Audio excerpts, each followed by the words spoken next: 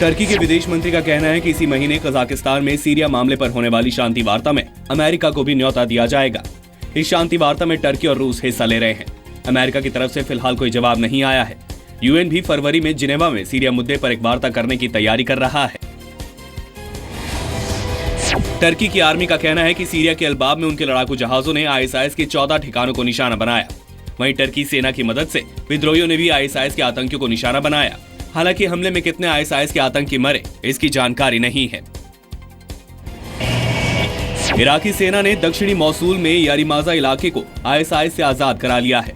इस बढ़त के साथ ही सेना टिग्रिस नदी के और करीब पहुंच गई है, जिसके उस पार मौसूल का एयरपोर्ट है। सेना ने आईएसआईएस से एक अस्पताल को भी आजाद कराया है। अमेरिका के निर्वाचित राष्ट्रपति डोनाल्ड ट्रंप ने डेमोक्रेटिक और रिपब्लिकन दोनों पार्टियों में अपने विरोधियों पर जमकर लताड़ लगाई। ट्रंप ने कहा कि उनके विरोधी बिना किसी सबूत के उनके रूस से मिले होने की कहानी बना रहे हैं। वॉशिंगटन डीसी में डोनाल्ड ट्रंप की ताजपोशी की तैयारी चल रही है। हाल ही में यूरोपियन देशों में हुए हमलों को ध्यान में रखते हुए तैयारी की जा रही है। किसी भी तरह के बड़े वाहन को रोकने के लिए रास्तों पर रेत से भरे ट्रक और बस खड़ी की जाएंगी। कुल 23,000 जवानों के कंधों पर सुरक्षा का जिम्मा होगा।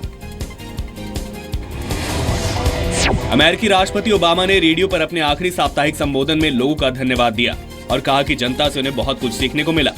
ओबामा ने ओबामा केयर का नाम लिए बिना लोगों को अच्छी और सस्ती मेडिकल सुविधा देने की भी बात कही।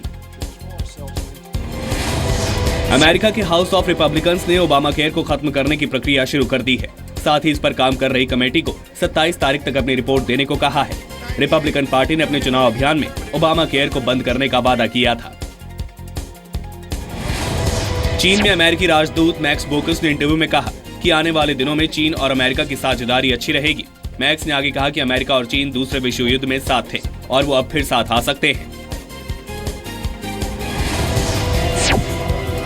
जर्मनी की चांसलर एंजेला मार्केल ने अपील की है कि दूसरे देशों के साथ अमेरिका व्यापारिक संबंध कायम रखे।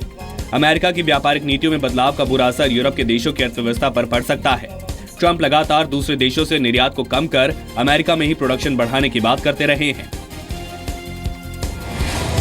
मॉस्को में पुतिन विरोधी संगठन के 40 लोग को हिरासत में लिया गया। ये लोग मुख्य चौराहे पर जमा हुए थे। ये सभी प्रदर्शन के लिए इजाजत मांग रहे थे। साथ ही अपने नेता इदीर दादीन की रिहाई की मांग कर रहे थे। इदीर दादीन को बिना अनुमति प्रदर्शन करने के लिए 2.5 साल जेल की सजा सुनाई गई है।